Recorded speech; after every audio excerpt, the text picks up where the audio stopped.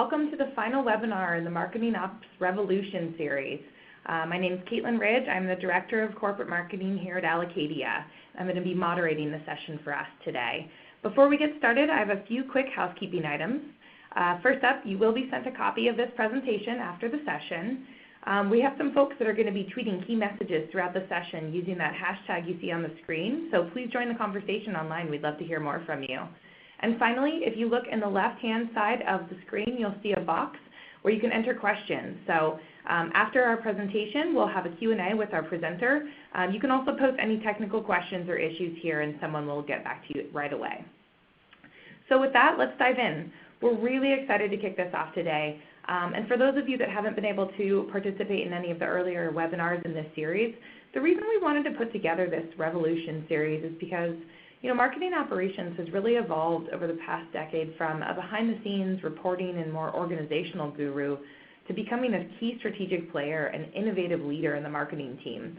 We were hearing from our community that professionals like yourselves were looking for help with tips, tools, and best practices to start this journey.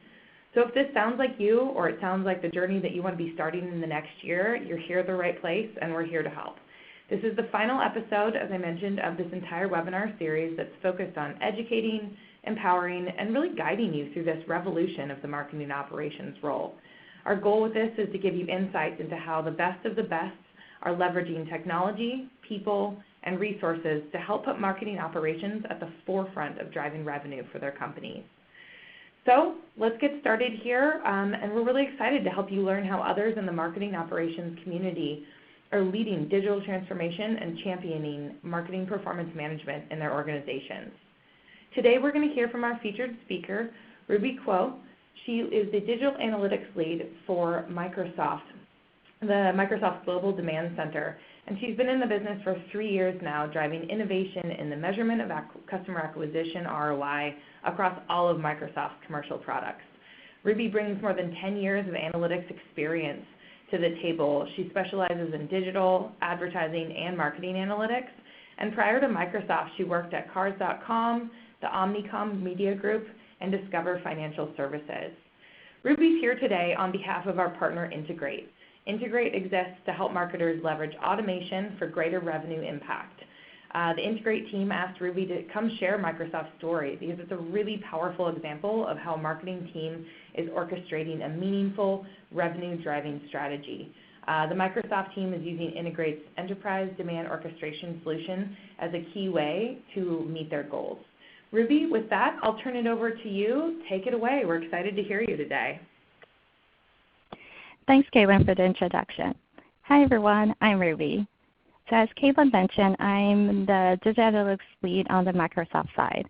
And so part of our team's focus area is to bring insights to the Microsoft Global Demand Center's performance, not just on media investments, but also to a lot of the investment solutions that we have put in place. So kind of in a nutshell, what a Global Demand Center is for Microsoft, it is basically our core sales engine for our commercial products and solutions. It's basically tasked to not just continue engaging with our current customer base, but also to harvest demands that are outside in the wild, to kind of grow interest, grow share of voice, and also consideration about the thought leadership space of business solutions. So today, I won't be talking so much about kind of the glamorous success, but kind of more about the struggles and all the growing pains that we basically led to what we have today, all the things that we wish we knew back then. It's still an evolution for us because even now we're still constantly evolving our marketing operation process, evolving how we measure investment ROIs. And some might think that with all the resources we have, it should be an easier process for us to scale up, but actually it's not true. We faced a lot of the common pains we might be all experiencing right now, and we kind of still wish that we knew what we know now back then. So hopefully I can shed some light into our process and help you kind of avoid tripping over some of these road bumps that we've seen. So let's kind of go back in the time of days how we had structured our teams, kind of going through the processes, kind of the road bumps, and talk about the things that we did to basically mitigate some of the issues that we saw. So in the very beginning, the Global Demand Center had teams of dedicated marketing technologists, or what we consider pods. Pods have people that are specialized in marketing technology, specialized in a platform, we have planners, and we have strategists. They're all working in vision and functioning teams that are focused on each of the different life cycle stages or funnel stages of customer engagement. So there's a pod for demand generation. There's a pod for nurture engagement routing, or for different campaigns or engagements, and even a pod for sales channel routing. So all of these pods have very specific tasks on hand and very specific KPIs to focus on. The demand generation pod will focus on getting leads or prospects into our marketing automation system or Kettle. Or the nurture engagement pod would basically focus on ensuring leads are routed correctly to different content journeys based on the product or topic of interest. So with this pod structure, like the roles and responsibilities were very clear. It's a very agile, fast movement kind of team structure. So along with the pod structure, it comes along with solution deployments or processes that were put in place to make each of the life cycle stages as efficient and effective as possible. So that way we can move the leads along the journey to help increase consideration of our commercial solutions and hopefully at the end leads to a sales closure. So with this kind of pod structure, again, it's very effective in pushing features or functions live through our sprint cycles.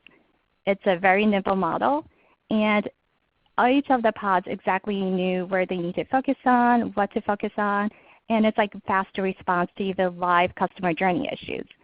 They have more control. They know which levers they need to pull in order to mitigate issues that they see. However, there is no perfect team model, nor is there really a perfect project management model. There's tons of different advices or guidelines that people have outside. So with us, we really wanted to move fast. However, we have realized over time that running in pods got us so focused on individual lifecycle stages that things outside of our pods we weren't as clear or aware about. And that was kind of dangerous actually, because nobody was really looking at end-to-end impact when there's new processes in places, or when you put in new solutions, or even just a change of the routing systems. We even saw that when we changed demand generation tactics, that would impact downstream that nobody would really caught. And we have a few examples that we can go through later on to kind of showcase where we basically saw blind spots. We noticed that there's blind spots throughout the pod structure process. And marketing operations is technically like the blood veins. It keeps our leads flowing, it keeps our journeys functioning, it keeps the movement going. But data is kind of like the signals on health. And so when you only look at a portion of your data, or just looking at individual KPIs in your funnel stages, you're going to miss out on evaluations of what your actual business health is. And so this is actually one of the very good examples of what we encountered. So what we have seen from and basically back a few quarters ago is that we saw that we had very good lead volume. We were harvesting prospects. We were getting them at a very fast and very efficient cost per lead. So great job for a demand generation pod. Then basically those leads are handed off over to our nurture engagement pods, where leads are being routed based on specific topics they were interested in or the products they were interested in. And we are seeing very high open rates and click rates on our email campaigns. Great job. Then with every lead engagement, we basically, in order to know when the leads are ready to be routed to our sales channel, we have a lead scoring model behind the scenes to basically score the people based on demographics or based on the behaviors that they have taken. We want to make sure that the lead is warm enough before we pass it over to our sales channel. And that's when we basically know that, hey, we're seeing very high qualifying rates. Great job. But because the sales channel or the sales kind of motion for us is a little bit longer, so down the road, later on, sales has reported back to us that the leads that required back then when we said it was high volume at a very efficient CPL that had high response rate to our email campaigns and basically hit all the marks, they actually weren't responding as great. We had low response rate from the sales channel. Deals weren't closing. And so when they sent us the feedback, we didn't know what went wrong because there were so many changes and every check in the funnel looked great, but then the end outcome didn't look as great. So what this basically created is that we wanted to fix a lot of things that we're seeing. We basically went back to individual pods and started like, oh crap, what has happened now? And so you probably hear a lot about doing quick wins, long-hanging fruits, probably a little bit too often. And that's what we became obsessed with. since each of the pod wanted to prove that it had strong impact to the business. We were doing a lot of fast deployments, fast processes, anything that can basically get us to race to a new feature or process that can lift conversion rates or can show that we're helping to move the lead or to create quality leads down to the next lifecycle phase. And so quick wins or short-term solutions keep popping up also to help put out fire drills, especially when we see a gap or inefficiency in a customer journey, such as not seeing enough leads being routed for a specific product. So let's change the routing. Or maybe we have too many routing. We have too many interests in different products, so let's combine routes. However, this sometimes leads to kind of more of a negative downstream impact than we really realize, especially when you're just looking at operational metrics. So again, for the previous example that we talked about, we needed more leads in the pipeline for a specific country. And so the immediate reaction was that the demand generation team needed to increase the number of leads that are being uploaded into our marketing automation system, Marketo. And so we looked out to basically look for the most efficient channel that's possibly up there for us to acquire those leads. And because we also don't want to just acquire any type of lead, we also want to get high quality leads. So we basically had to invest in a new channel to basically get those leads into our system. But because of that, the lead scoring process has not identified, or the machine learning hasn't caught up about this new source of leads. And so it wasn't able to handle the increase of demand, and also it wasn't able to control the floodgate, which impacted the sales channel. So they wanted more leads, but it became a little bit too much for our capacity to handle. And then basically the negative impact is that a lot of leads stayed in our system, became stale, that we couldn't reach out or engage with them in time or have the conversation when it really was needed. Another thing that we have seen before is basically a change in lead routing that can impact how the downstream performance could be, how things get to our sales channel later on, or even impact on lead scoring stuff. And so with all of this, the gaps that we have seen in our POC structure, the strong thirst of going for quick wins and stuff like that, what did we really do to kind of help mitigate? Because there's always benefits of the POC structure, and you definitely don't want to not have any more passion for quick wins or fast solutions. So what we did is basically we put in something what we consider the North Star. Because again, we didn't want to take away the benefits of a pod structure agile model or even take away the passion of quick wins. So we put in a North Star to help move the crew in the same direction. It's not just a slogan of let's create more revenue kind of slogan. North Star is kind of more of a mission base. It's not for you to dream something that is not possible, but more evaluating at that point of time, what is the optimal customer experience that you want to achieve with a current resource and in a relevant time frame. Let's give it, let's say, 6 months or a year. And so that way, it helps you when you're creating your quick wins or short-term solutions, you don't lose sight of getting towards that North Star. And if a solution that you need to put in place is going to be there not just for more than 6 months, then really it's not a short-term solution. And you really don't want to keep Band-Aids on something in your process that's going to last for more than 6 months, because that's what we went through. We put on multiple Band-Aids, and we got too comfortable with the quick wins or the Band-Aids that we put in place, where the Band-Aid became a little bit more permanent than we wanted it to be. And when we had to rip it off and just rebuild our whole tech stack, that was really, really painful. So once you basically have kind of that North Star guidelines in place and know exactly where your next mission is, the next 2 things that we wanted to do is basically, hey, we know our direction. Now we need to get our people and process aligned and then get our data aligned. So the way how we got our people aligned without taking away the agile model of a pod structure was form a virtual team. And a virtual team, or what we consider the V team, is of people across the organization who are key decision makers or experts on that specific North Star mission. Again, the virtual team creation is only specifically for the North Star mission. And once that North Star mission is complete, the V team can basically have their postmortem and then wait for the next mission call. So every time that V team won't be the same group of people. It really depends on what your mission is. So that way, having this kind of V team in place, you will basically have a place to have pod updates to be brought up, to be reviewed. Not so much to be approved, but to be reviewed. so that way the group can catch any gap or unintended impact downstream that wasn't caught up front when it was being reviewed in the pod structure. This also does help us to evaluate, for instance, new solution technologies that we want to put in place. Because again, any type of new technology, new solution, new process, impact should be evaluated and make sure that can be tied back into some sort of ROI. You don't want to put in your investment in something that you cannot measure, because even if something that looks very shiny and good, but you're not getting a positive ROI back on the investment, it's not worth the money. So one good example is when we're evaluating integrate.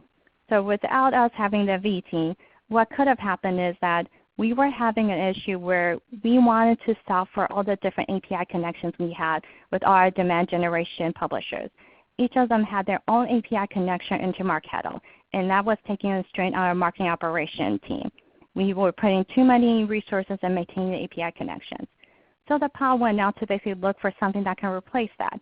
But just for replacing an API connection is not worth the investment of hiring or basically introducing a new technology stack. And probably would have been a waste of just using Integrate for that.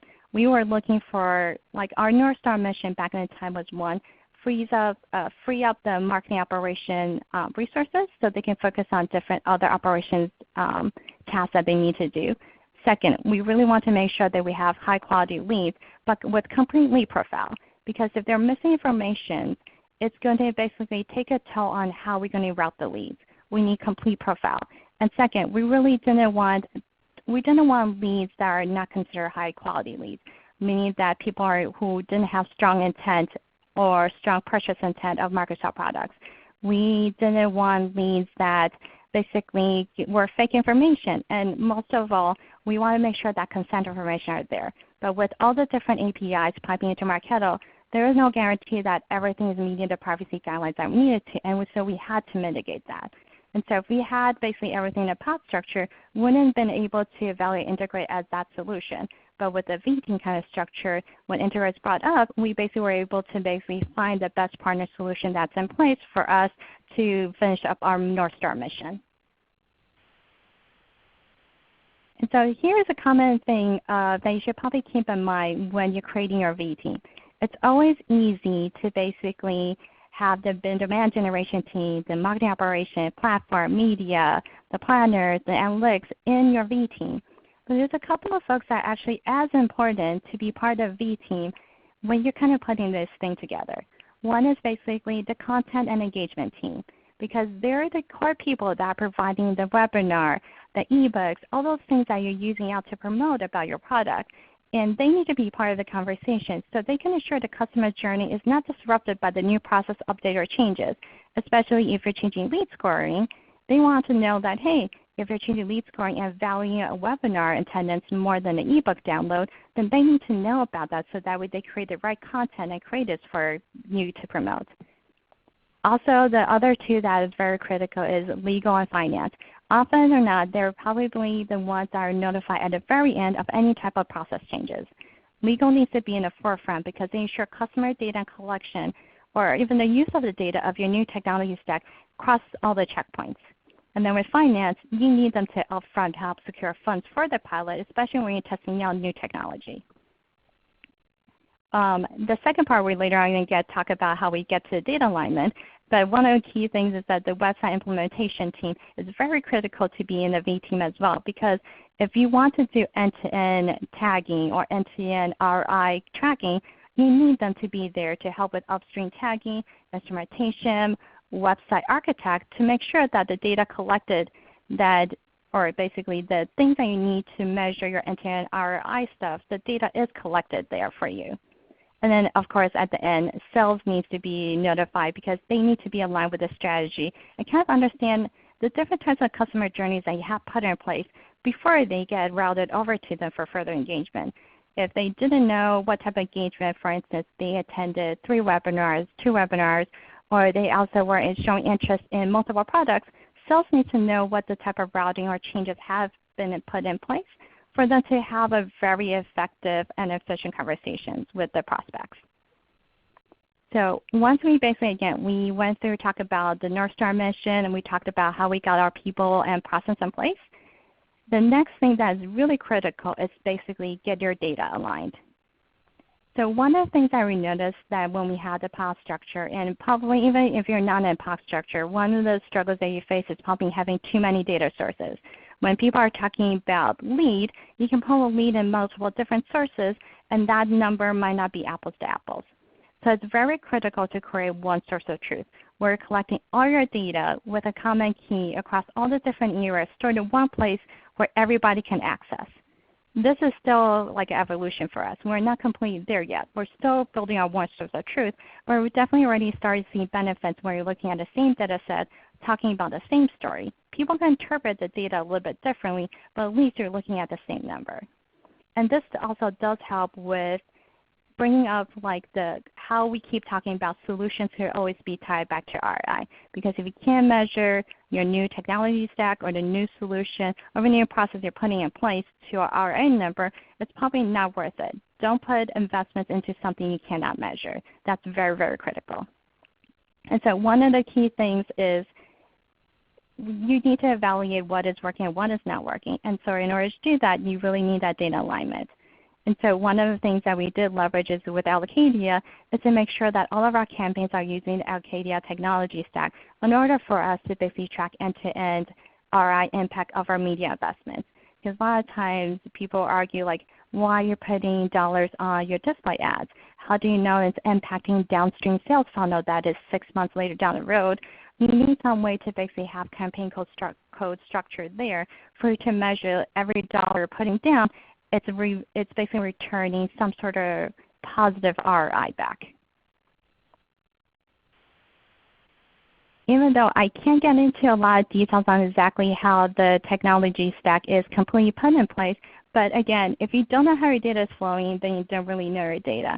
And this is kind of a very high level of how we're putting this one source of truth data set, where you basically have a way of combining all our media data and with a very common key together to link everything together. Then we have our website data. We have different information from our different sales data, from our offer data, subscription data, where we try to piece it together to create what we consider Uber Klondike event view. Basically, Klondike is the gold mining back in the time of day. And so for us, this one source of truth is the gold mine. We basically mine it every day to make sure that whatever we're putting down in terms of media investments or just understanding customer interactions, we go to Klondike. So again, basically in order to do this, there has to be a common key across the board, and that is basically relying on making sure everybody is all aligned from the beginning. And that's why, again, going back to the V team to make sure when you're putting in a new technology stack, everything all works together. So here's kind of like 3 golden rules when you're looking at tech investments. And so it must enable strategy. It must have strong process or connect to existing tech. Again, I can't emphasize how important this is. That if you're basically introducing something into the current tech stack, you have to make sure it connects to existing tech stack. It works well together, and that it basically has common keys where you can basically link your data together. One of the things that we have seen in the past is we're investing in a new tool to basically have more interaction in terms of webinars or even ebook contact, and that interaction works really well in getting leads into Marketo. There's tracking there. We know exactly if people are watching 50% of webinar or only 60% or even 10% when they stop when they play.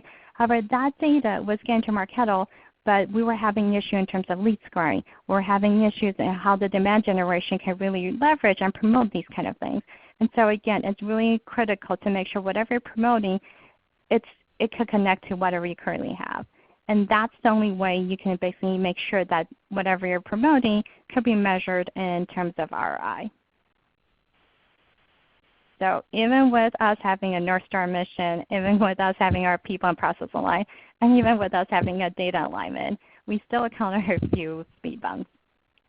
And so one of the good examples is like, hey, during this whole process, what we noticed is that email and other campaigns originally were scheduled to go on like Mondays and Tuesdays, beginning of the week, because for marketing operations, that's easy and convenient for everybody to launch their email campaigns, nurturing engagements at that specific day.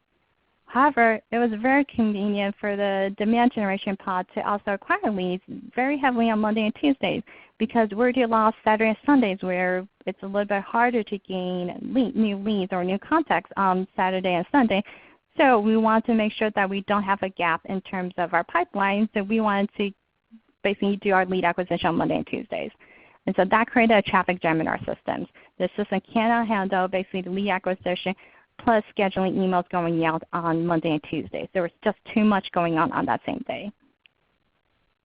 So what we really learned from this is basically kind of stepping back, taking away kind of operation convenience away. We kind of have to consider what is the user experience. Because when you're having a traffic jam in Marketo, potentially the customer might not be aware of it, but they're going to probably get the delay in terms of website performances, the responses, and things like that. And so always keep in mind that instead of considering operational convenience, you really have to come back to what is the customer journey looking like? What is the user experiences? And so we had to settle out who is going to launch things on the Monday and Tuesday. And so we did campaign testing to see what is actually the best day of the week to send out promotions, whether it's email campaign promotions to further nurture and engage, or is it for lead acquisition purpose. And so we were surprised to find out that the best response rates for emails sent out is actually later in the week, because Mondays and Tuesdays, since we are more of a B2B focus, everybody's more focusing on their work emails. They're not really looking at our nurture engagement emails. Later in the week, actually, we have a better response rate. And so that's when we coordinated back with the marketing technologist to stagger uploads to one. Again, we still don't want to overload and create race issues on Mondays and Tuesdays, even if it's just lead acquisition on those days. So we basically had to stagger upload to control potential system race issues instead. So we were able to control the lead acquisition part and then also solve for basically both the demand generation pod plus the nurture engagement pod, kind of finding for Monday and Tuesday resources. So kind of bringing everything all back together.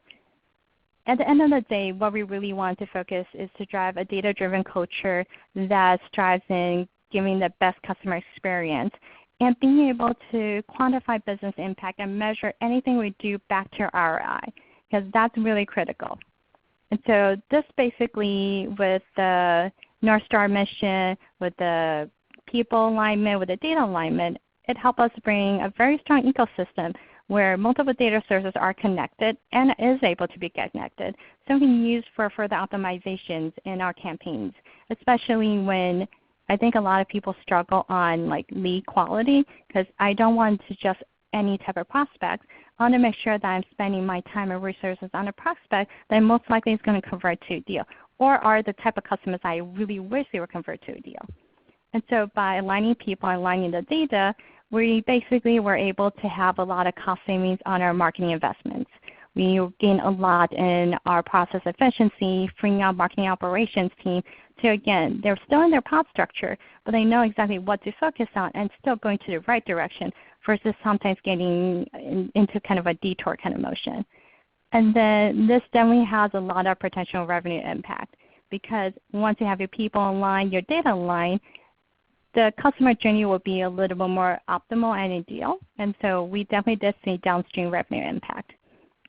So at the end of the day, it's still an evolution that we're still going with, but we basically strive to create a more of a win-win culture and try to make sure that teams are not fighting for resources, but more working together to go to the North Star mission.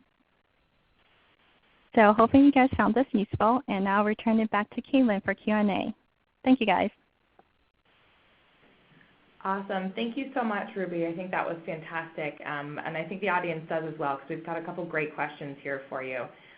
For everyone on the phone, if we don't get to your question before the end of the call, someone will follow up with you after the webinar.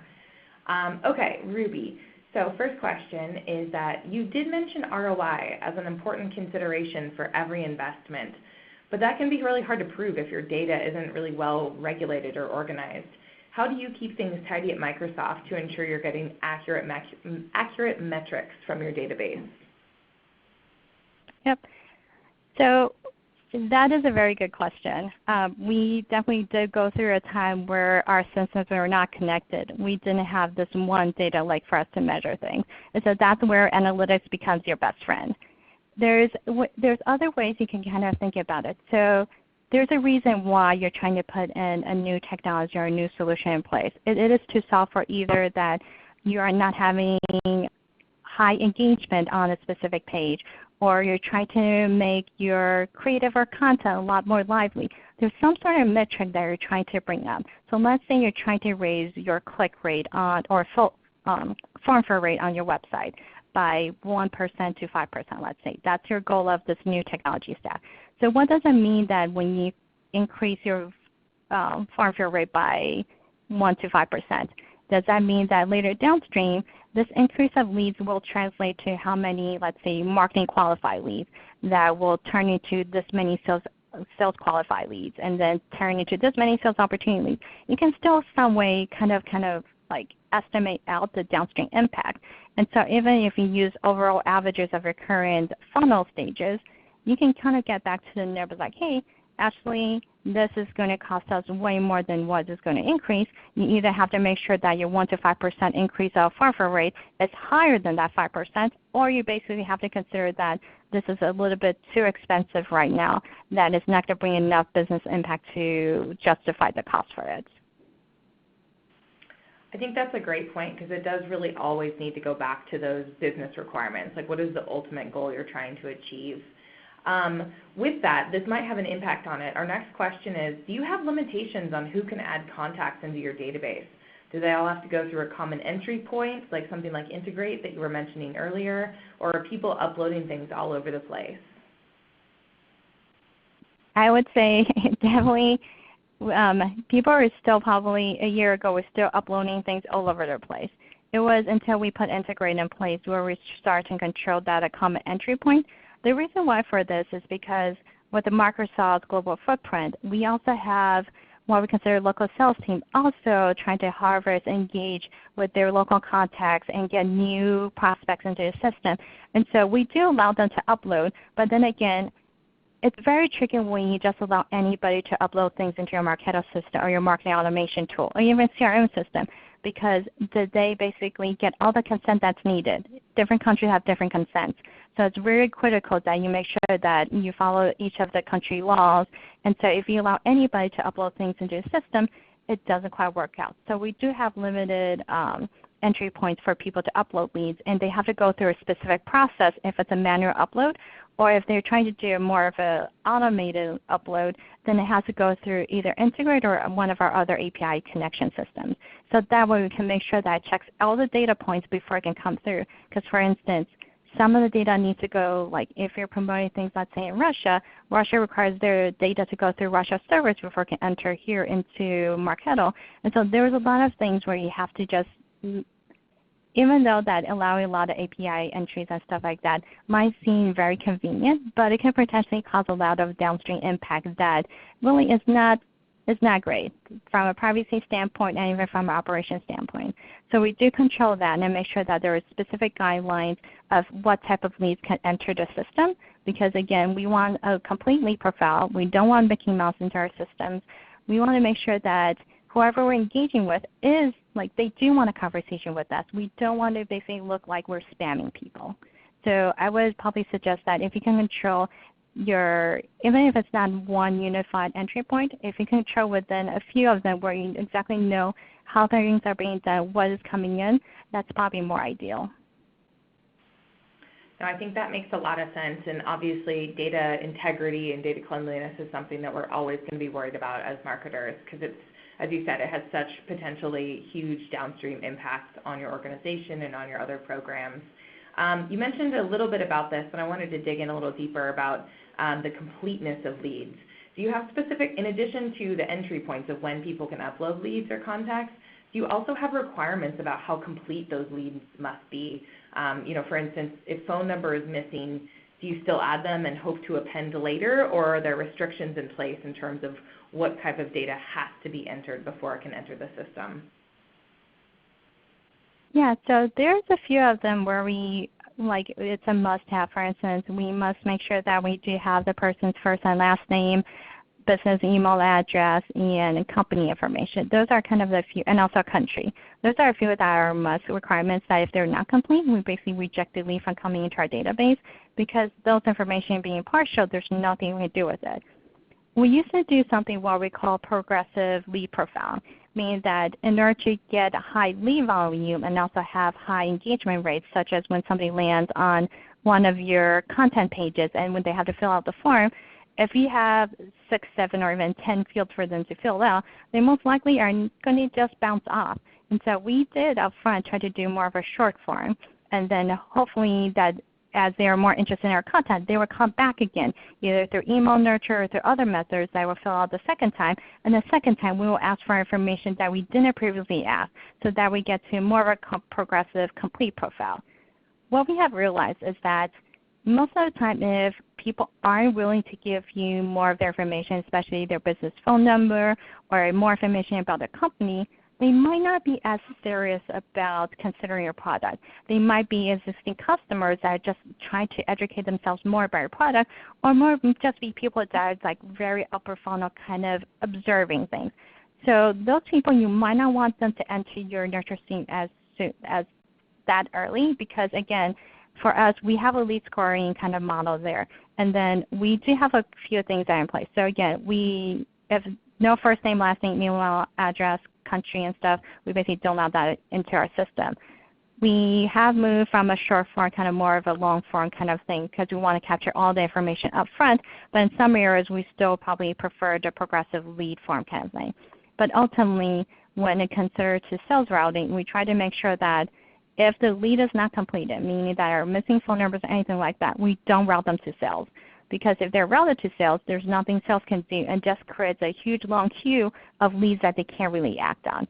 So there's a few things that we try to use to mitigate. But from our perspective, we have seen short form work very effectively if you're really looking to get more lead volume, stuff like that. But ultimately, when we see trying to close the deal and stuff like that, you really need that full lead completion about the company information, which role they are in the company, so that we can have a very interactive and effective conversation with them. I think that makes a lot of sense, Ruby, and that goes back to what you were saying earlier in terms of finding that perfect middle ground between the customer experience as well as the business requirements there. So I really appreciate that. All right, so we have time for one final question here, and this goes back to your 3 golden rules around technology implementation. In your perspective, what do you think is more important in a piece of technology, the ease of implementation for your team or the technology's long-term ability to scale? Oh, that's a really tough one. I would say it really depends on what that technology is used for. So again, kind of bringing it back, like if this is meant for a quick win or short-term solution before you can hit your North Star mission, then I would say ease of implementation probably is the most important thing, because you still have a gap or issue that you're looking to quickly solve for. So ease of implementation probably is pretty important. However, depending on that engagement that you're signing up for with that specific technology stack, you want to make sure that, again, if you're attending this for a quick one, short-term solution before you can develop something big, you might want to consider what contract you're signing up. And then ultimately, if you're looking for a solution that's for a North Star mission, meaning that it's something where it's going to be the ideal customer solution, then I'll probably say then it's probably the scalability, because you don't want to get to a place where you're constantly changing or replacing the previous technology stack, like how we did with webinar tools. We basically had one before, we had to replace it again because we couldn't find the right one. And it was all to solve for a short-term issue we had at that time. And constantly changing it made us such a churn on our side, not just in terms of resources, money, but also in terms of like what is measurable, and also people's experience, because like, hey, your site now looks different. I can't tell, like I don't know how to use it now. So again, if it's for quick wins and stuff, ease implementation probably is more important. But ultimately, I probably suggest, if possible, look for solutions that you can possibly scale up, and the ones that basically gives you growth and hit the North Star mission that you're looking to hit. Awesome. Thank you so much, Ruby. And for everyone on the phone, as Ruby's been showing us today, finding a unified approach to performance marketing isn't a simple fix to put in place. There's a lot of different variables, and every marketing team is going to have a different journey to address how they're improving their performance and ultimately improving that pipeline contribution. So if you want to hear some more inspiring stories about best practices that your peers are implementing, please do listen to the recordings of all of the webinars in this series. As I mentioned before, there are 4 sessions total. This is our final one in the series. And if you check out the link on the page here, you'll be able to access all of the different recordings. These are from different marketing leaders, just like Ruby, who started a revolution at their own companies to really focus in and improve the way marketing teams are operating and driving impact. Before we wrap up, just a quick reminder that our team has been tweeting some of these key messages, so if you want to connect with us post-webinar on social media, please do. It's #MarketingOpsRevolution. And finally, just thank you so much, Ruby, for the time today. I think a lot of us learned a lot of different ideas about how to really start approaching these types of big, meaty projects that are going to improve performance. So thank you for sharing your ideas today, your perspectives, and your own best practices. And everyone on the phone, thank you so much. We hope you learned a lot today. Have a great rest of your day.